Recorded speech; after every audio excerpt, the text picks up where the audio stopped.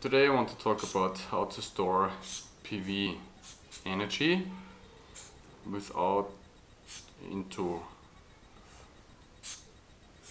a smart home grid.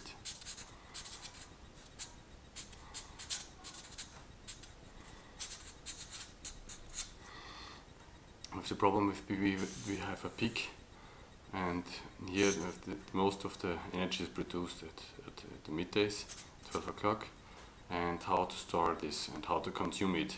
We don't want to sell it to the grid. This should be the grid.